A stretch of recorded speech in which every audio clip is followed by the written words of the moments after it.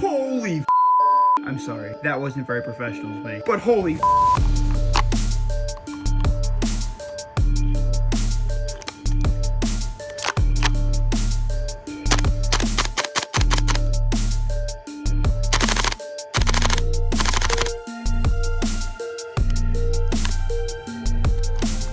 Quick disclaimer to this video, there are no real firearms being presented here. Everything you see here are airsoft toys, and they are meant to shoot plastic pellets. Here are the timestamps of everything that you're going to see in this video. In case your brain can't handle waiting for all the cool stuff, you can skip ahead to it now. Let's get into the video. Thank you for joining me today on our first look of the Northeast FAMAS. Inside of it, you have a pamphlet that's going to tell you all of your bells and whistles and functions and you name it, but we're not going to need that. You're here to listen to me tell you all of those things.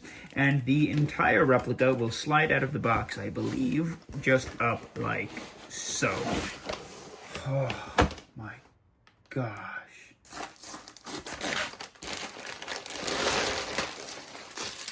With a mixture of aluminum, steel, and fiber-reinforced polymer, the Northeast FAMAS weighs in at a whopping 3,600 grams with mag fully inserted. From ass to nose, the Northeast FAMAS measures in at 757 millimeters total. It also has a 35-round green gas magazine and is pre-installed with a Maple Leaf 6.03 inner barrel. These replicas also fetch a pretty penny, coming in somewhere around the range of $750 and up to $1,000. Back to our usual installment grounds. We now have the FAMAS on the table, and let's get into the review. So out of the box, you have your FAMAS, your what's claimed to be 25 or 35 round mags, depending on what website you go on. And I know there's two different variants of these. We'll get into that in a second. And then, of course, both of your bipods. We're going to install these now. I'll show you how it works.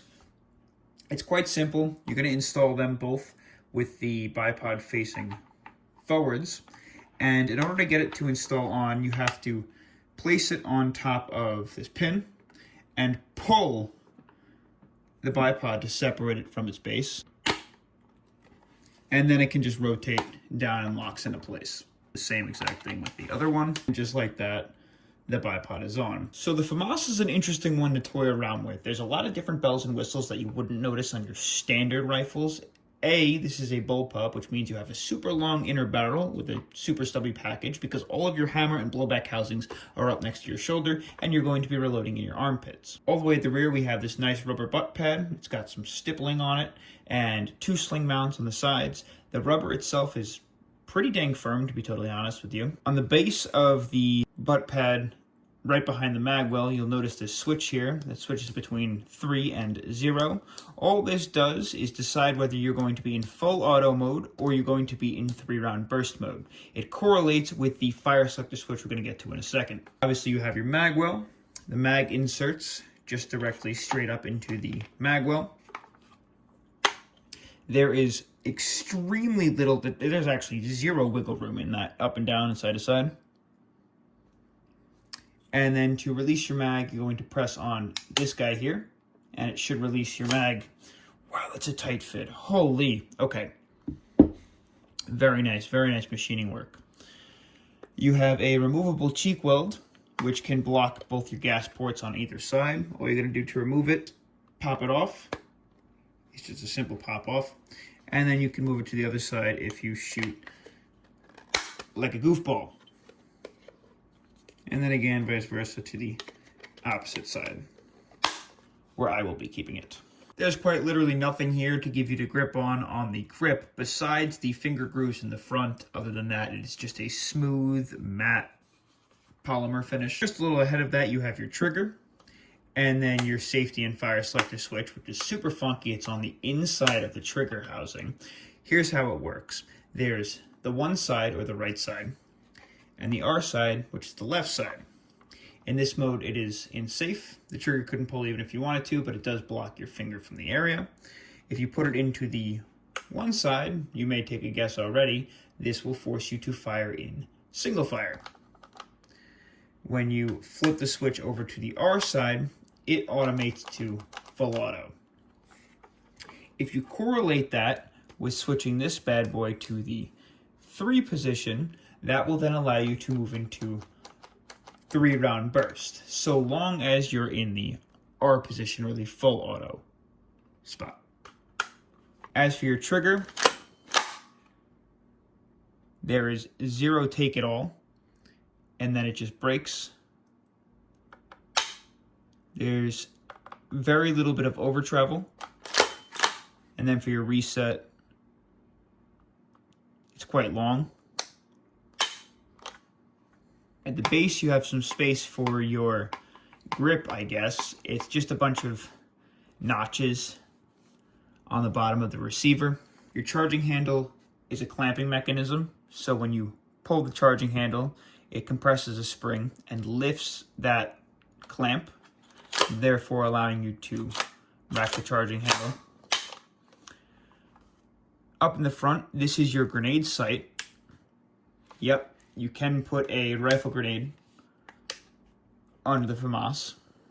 That is what this little mechanism is for.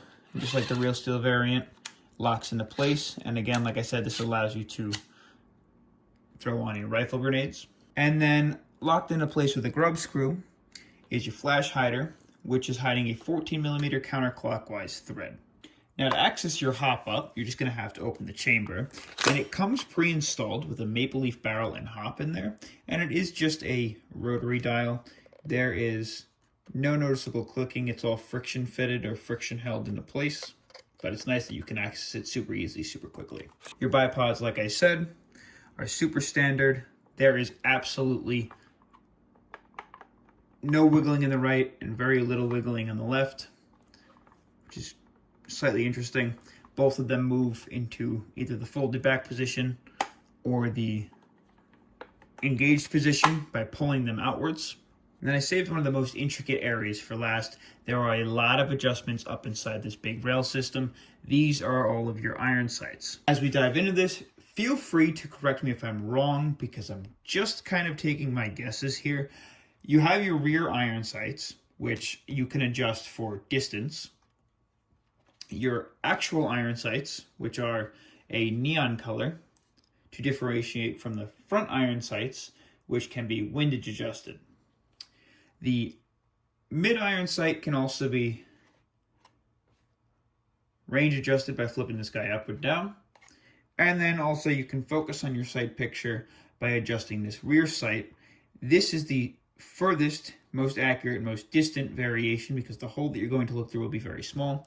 If you pry this front piece down, it gets a little bit larger, and then pry the back piece down, it gets much larger and really opens up your field of view.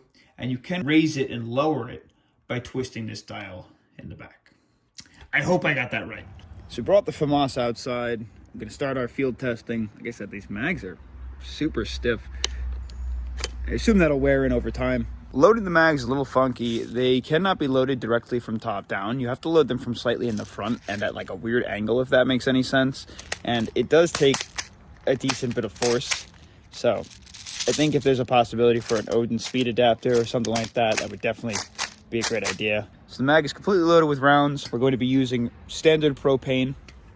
Load this guy from the back.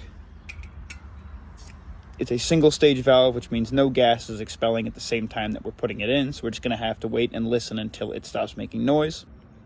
And just like that, we're all filled up and ready to go. It's 70 degrees here, so keep that in mind. So at the start of this test, we're going to be playing in semi. And I want to see how many mag fills of BBs we can get out of one single gas fill. So let's start our first fire test.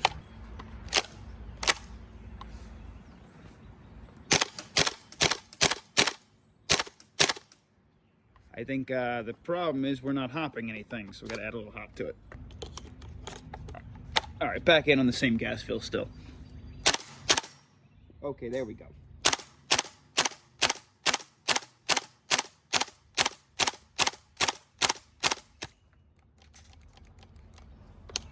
The mag is empty. Let's fill it again. Moving on to mag number 2.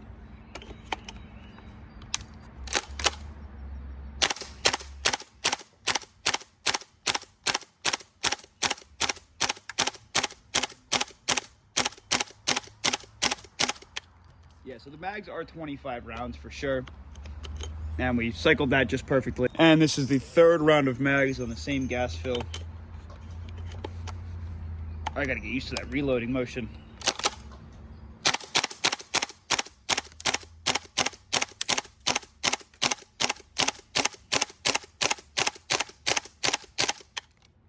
Perfect. Still not getting sluggish either, and I haven't let this mag cool down at all. Mag number 4.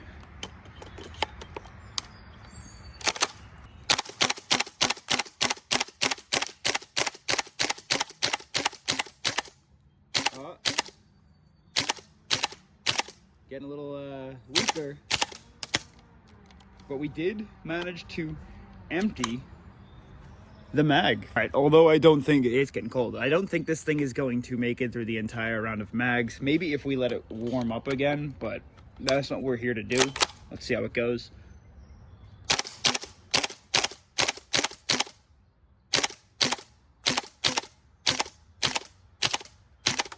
Oh, and we're done feeding. Oh, no, we're feeding again.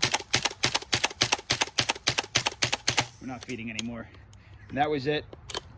We gassed out, got through a handful of shots. But I'd say 4 mags plus some is super good. And again, like I said, if you fire this, keep it on your person, it warms up back to room temperature. You'd probably finish a 5th, probably even a 6th mag, especially if it's warmer than 70 degrees. So that's pretty cool. For the next test, we're gonna throw this guy into the full auto position and flip that little back switch into the 3-round burst. I've already got the mag all filled up with rounds and gas. And let's see how the burst fire performs. That's funky. I wonder why I did that. I think we're overgassed. That's probably why. That's better. And we're out of rounds. So I think we're just getting some liquid propane firing out the barrel, and I think that was causing some issues. So hopefully now it should fire a little better. That's kind of weird. I pull the trigger, it's 3 times, and then when I release it, it shoots again. I think it's supposed to do a quick hard pull. That one hit me. And we're all out. Okay, the burst fire is kind of finicky. However, we are on the 3rd mag, and we'll try a quicker, more aggressive pull of the trigger.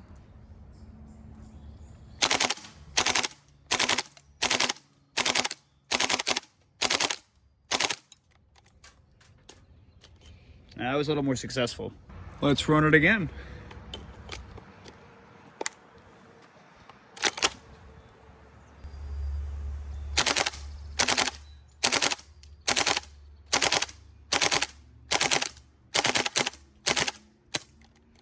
Seems to honestly run better on a lower gas fill. And the mag is super cold. We're gonna run it again.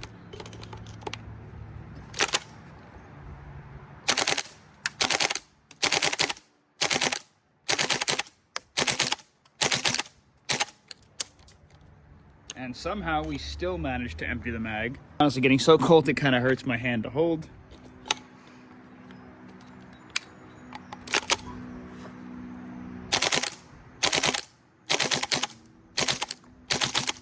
Yeah, we're getting to about the end.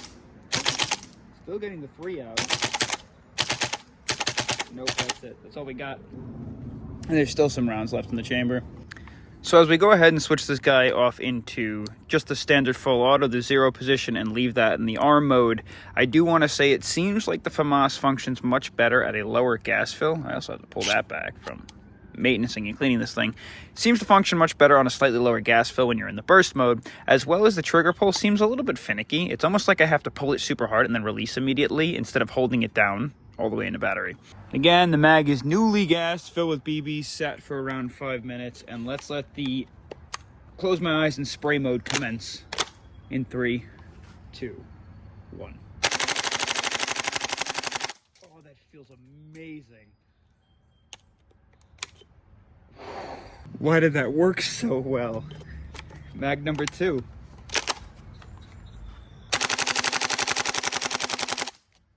Flawlessly. And once again, the mag is empty.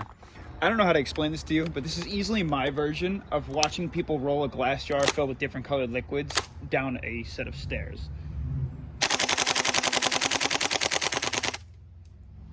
That time we didn't stop. Ooh, that's interesting. The BBs didn't fully return up to the top. The follower seems to be a little stuck. I assume it's just a factory issue. Maybe I'll have to open that up and clean it, but I just banged it lightly and it fed again. Let's finish that up. So yeah, this is still that other mag. There was only 2 rounds in there. All right, on to the next mag. This one is completely new, completely filled up. Same thing again? Yeah, same problem again.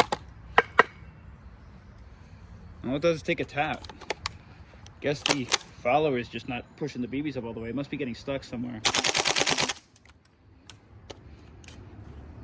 That time it worked. And let's run it again.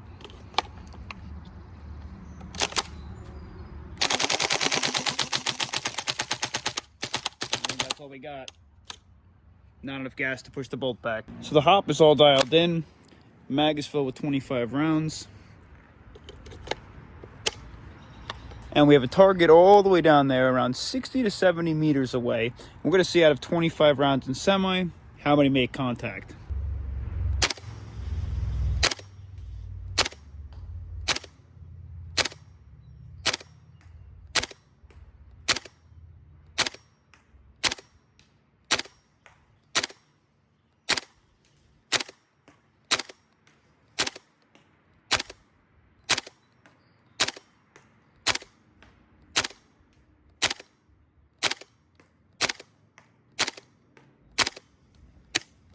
And we're all out of rounds.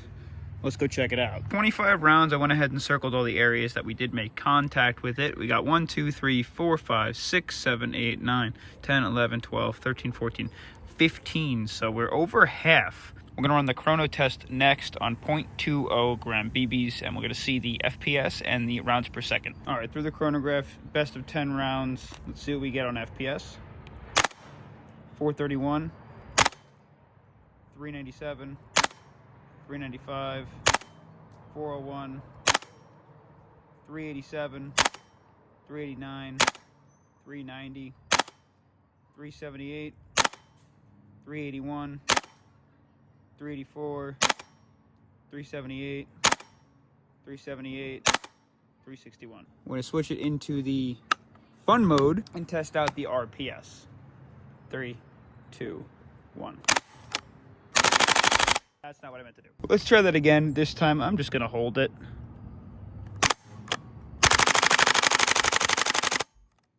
Looking at about 25 rounds per second, which is honestly a pretty decent rate of fire.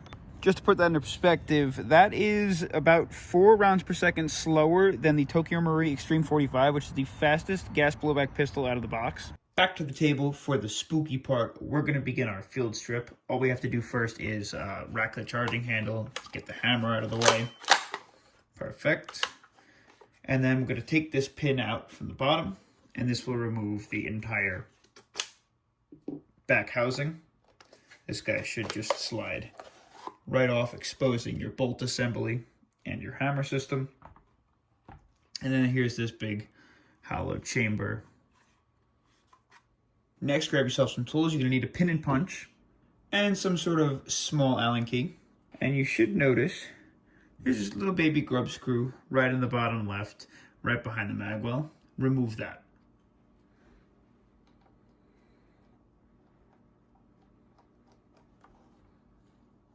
So that guy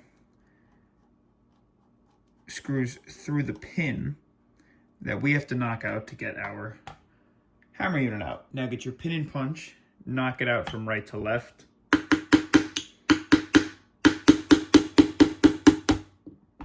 And it should just pop out nice and easy. And then the whole hammer unit should pop out with it. Up next are your lovely bipods. Go ahead and remove those. And then the other guy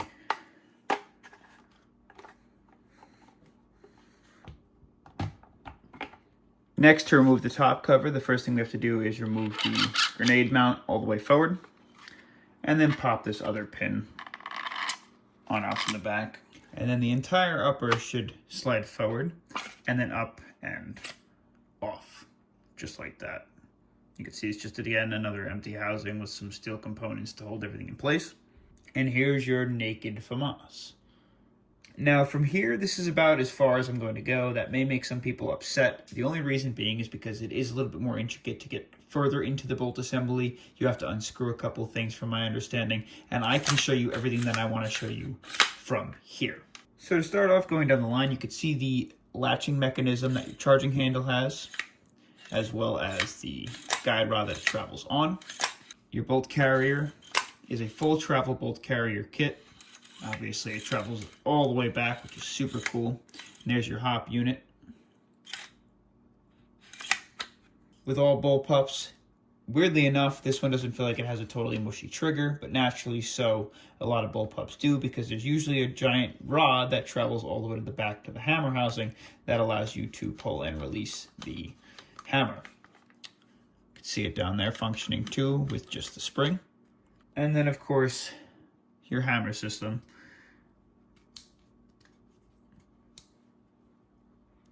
And all of its fun little bells and whistles. Got my little magnet out. Let's tell you what's plastic, what's aluminum, and what's steel. The entire upper is fiber reinforced polymer. So is your grenade sight. Your points at which your bipod connector are all steel. Your pin connection parts are all steel. Your sights are steel and polymer, a mixture. Your bipods are polymer, steel with a coating on them. Obviously, all your screws and pins are going to be steel too, so I'm not going to test all of those. For your lower, your grenade mount is aluminum. Your muzzle, steel. Outer barrel, steel. Sight is aluminum with a steel component on the top. Polymer bottom or base. Polymer grip. Steel trigger guard. Steel trigger. Polymer selector switch. Steel outer barrel. Steel guide rod. Plastic charging handle. Steel clamp. Rear sight is aluminum and polymer. The center housing of the blowback unit and the hammer unit are aluminum. The blowback unit is also aluminum. We'll flip this guy over. Your trigger bar is steel. A few of your other connectors and sears over here are steel. And so are your springs, obviously. For your hammer housing, the entire housing itself is plastic encasing aluminum with all steel hammer parts, full steel working internals, springs and pins. The rear housing is fiber reinforced polymer, rubber butt pad, steel sling mounts, steel pin points, plastic cheek weld, aluminum buffer. Your magazine is aluminum with a plastic upper and feed lips. And let's reassemble the entire thing. So all we're going to go through to reassemble is reverse engineer it. We're going to slide our upper on down into place, scoot it back. We're going to drop our small pin on in. We can then go ahead and bring the grenader attachment down, throw our bipod back on, move it on down to the sides. Same thing on the opposing side. Your hammer housing now, and you want to latch that back piece up into the back of the FAMAS.